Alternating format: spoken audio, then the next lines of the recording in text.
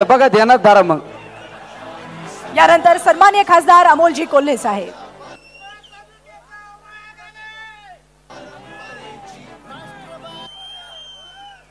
आदिशक्ती तुळजाभवानी, उभय हिंदुस्थानचा आराध्य दैवत छत्रपती शिवाजी महाराज आणि छत्रपती शिवाजी महाराजांनी या महाराष्ट्राच्या मातीतल्या माणसाला जगावं कसं हे शिकवल्यानंतर याच स्वाभिमानी माणसाला शेवटच्या श्वासापर्यंत लढावं कसं हे शिकवणारे छत्रपती संभाजी महाराज यांच्या पवित्र स्मृतींना अभिवादन करतो.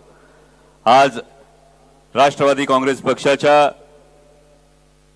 शरदचंद्र पवार पक्षाच्या वर्धापन दिनानिमित्त मंचावर उपस्थित असणारे देशाचे नेते आदरणीय शरदचंद्रजी पवार साहेब, महाराष्ट्र राज्याचे माजी उपमुख्यमंत्री विजयसिंहजी मोहिते पाटील, राष्ट्रवादी काँग्रेस पक्ष शरदचंद्र पवार पक्षाचे प्रदेशचे अध्यक्ष जयंत पाटील साहेब, लोकसभेतल्या आमच्या गटनेत्या सुप्रियाताई सुळे, निवडून आलेले सगळेच मान्यवर, नवनिर्वाचित खासदार, सगळे मान्यवर आणि आपण सगळेजण, सगळ्यांना जय शिवराय.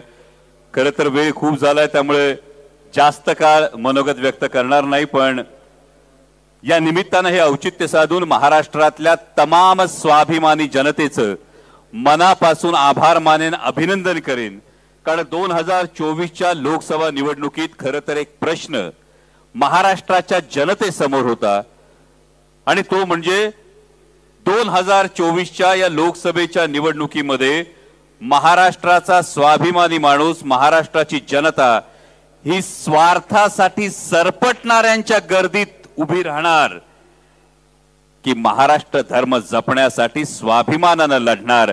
आणि जे महाविकास आघाडीला घवघवीत यश महाराष्ट्रानं दिलंय त्यासाठी महाराष्ट्राच्या जनतेचं सर्वात आधी मनापासून अभिनंदन करतो की स्वाभिमानासाठी, महाराष्ट्र धर्मासाठी लढण्याची बाजू ही महाराष्ट्रातल्या स्वाभिमानी जनतेनं निवडली.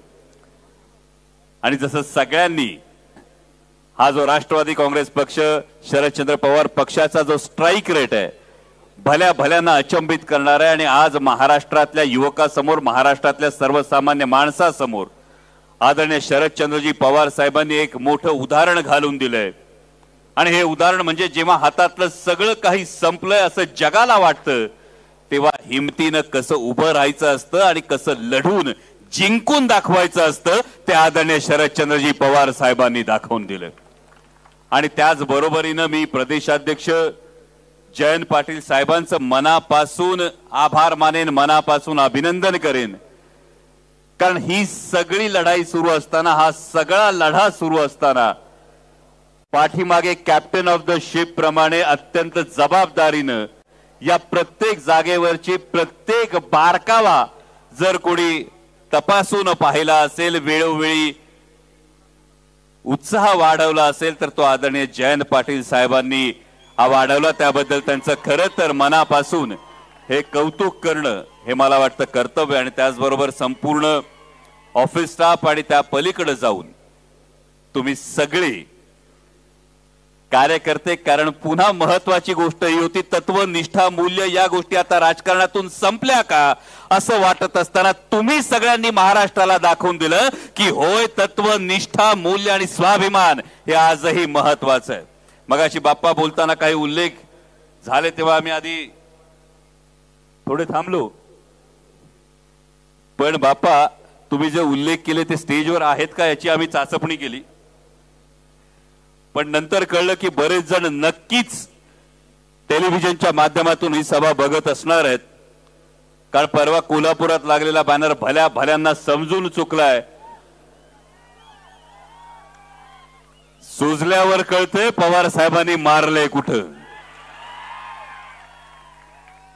पण 4 जून नंतर जी महाराष्ट्रातली एक पळापळ सुरू झालेली आहे, या पळापळीचं कारण म्हणजे लंके साहेबांनी सांगितलं, खासदार लंके साहेबांनी सांगितलं विधानसभेचा नारळ फोडणं गरजेचं आहे. आणि ही अभिमानाची गोष्ट आज महाराष्ट्रातल्या तब्बल 150 ते 155 विधानसभा मतदारसंघांमध्ये महाविकास आघाडी ही आघाडीवर आहे. आणि त्यामुळं महाराष्ट्रात येणारं पुढचं सरकार हे महाविकास आघाडीचं असणार, ही काळ्या दगडावरची रेघ आहे. आणि त्यासाठी म्हणजे आतापासून खरं तर सत्तेत असलेल्या लोकांनी काही रडगाणी सुरू केलीत म्हणजे महाराष्ट्राच्या माननीय उपमुख्यमंत्री महोदयांनी एक विधान करत असताना सांगितलं की पराभवाचं विश्लेषण करत असताना जे सांगितलं ते असं होतं की विशिष्ट नॅरेटिव्ह तयार करण्यात आला, काही समाजांनी आम्हाला मतदान केलं नाही असा जो नॅरेटिव्ह करण्यात आला त्या माननीय उपमुख्यमंत्री महोदयांना सांगू इच्छितो, होय काही समाज हे नक्की तुमच्या विरोधात होते, पण त्या समाजाचं नाव 4 अक्षरी आहे, शेतकरी. कारण हा शेतकरी कांद्यासाठी ओरडत होता, सोयाबीनसाठी रडत होता, कापसासाठी रडत होता, दुधाच्या भावांसाठी सुद्धा हा आक्रोश करतोय. आणि हाच शेतकरी नावाचा 4 अक्षरी समाज तुम्हाला महाराष्ट्र विधानसभेतून सत्तेतून खाली खेचल्याशिवाय राहणार नाही, ही सुद्धा काळ्या दगडावरची रेघ आहे. म्हणजे एकीकडे शेतमालाला भाव नाही, दुधाला भाव नाही, आणि असं असताना साहेब एक नवीन संघर्ष समोर येऊन उभा राहिलाय. नागपूर पासून गोव्याला जाणारा भक्ती मार्ग असेल किंवा आता आपल्या पुणे जिल्ह्यात नवीन जी टूम काढली ती औद्योगिक द्रुतगती मार्गाची असेल. जेव्हा एकीकडे आचारसंहिता सुरू आहे तेव्हा घाईघाईनी नोटिफिकेशन काढण्याची घाई जेव्हा सरकारकडून केली जाते तेव्हा कुठेतरी दाल में कुछ काला है की सगळी दालच काळी आहे हा प्रश्न निर्माण होतो. आणि सर्वसामान्य शेतकऱ्यांच्या बागायती जमिनींवरून जर असे हायवे जात असतील तर त्याला प्राणपणाने विरोध करणार, हे तुम्हाला आत्ताच निक्षून सांगतो. कारण एक फार मोठं उदाहरण या निवडणुकीत अयोध्येच्या निवडणुकीचं हे बघण्यासारखं आहे. कारण या अयोध्येच्या निवडणुकीमध्ये अयोध्येमध्ये भारतीय जनता पक्षाच्या उमेदवाराचा जेव्हा पराभव झाला तेव्हा हा पराभव कशामुळे झाला तर तोडलेल्या 2200 दुकानं, जवळपास 750 घरं जेव्हा तोडली गेली, जेव्हा रोजी रोटीवर संकट येतं, जेव्हा पोटावर लाथ मारली जाते आणि घरादारावर नांगर फिरतो, तेव्हा सर्वसामान्य जनता चिडून उठते. आणि ही वेळ आता येत्या विधानसभा निवडणुकीमध्ये आपल्याला दाखवून द्यायची आहे. कारण जेव्हा केंद्रातल्या मंत्रिमंडळाचा शपथविधी होत होता, अनेक बातम्या आपण वाचल्या असतील. या बातम्या वाचत असताना काही बातमी समोर आली की बिहारमध्ये विशेष दर्जा देण्यासाठी किंवा स्पेशल पॅकेजसाठी मागणी होतीये, आंध्र प्रदेशमध्ये स्पेशल पॅकेजसाठी मागणी होती, आणि त्यासाठी त्या बाजूचे घटक पक्ष जे आहेत हे काही प्रमाणात अडवून धरतायत. आणि तेव्हा खरोखर मनात आशा निर्माण झाली होती की एनडीएचे घटक पक्ष जे महाराष्ट्रातले आहेत हे नक्की महाराष्ट्रातल्या तरुणासाठी सांगतील की होय आम्ही पाठिंबा देतो, पण महाराष्ट्रातून जे उद्योगधंदे पळवून नेलेत, महाराष्ट्रातल्या तरुणांचा रोजगार जो पळवून नेलाय त्याच्याविषयी आधी शाश्वती द्या. पण असं झालं नाही. असं वाटलं होतं महायुतीतले घटक पक्ष सांगतील की होय आम्ही पाठिंबा देतो, पण तो देत असताना अरबी समुद्रातलं छत्रपती शिवाजी महाराजांचं स्मारक ते आधी होण्याचे आम्हाला शब्द द्या. पण हे कुठंही झालं नाही भावांनो. आणि हे जे घडलं नाही याचा जाब आता येणाऱ्या निवडणुकीत आपल्याला विचारायचा आहे. आणि मगाशी रोहित दादानी साहेब जी विनंती केली हीच विनंती आपल्याला करू इच्छितो. कारण या संपूर्ण निवडणूक प्रक्रियेमध्ये अनेक ठिकाणी प्रचार करत असताना सुद्धा अनेक जण सांगण्याचा, निवडून आल्यानंतर अनेक जण प्रयत्न करत होते आम्ही आतून मदत केली, आम्ही शांत राहिलो. आणि त्यानंतर अनेक जण चर्चा करतात, पत्रकार विचारतात घर वापसीची ज्यांची इच्छा आहे त्यांचं काय.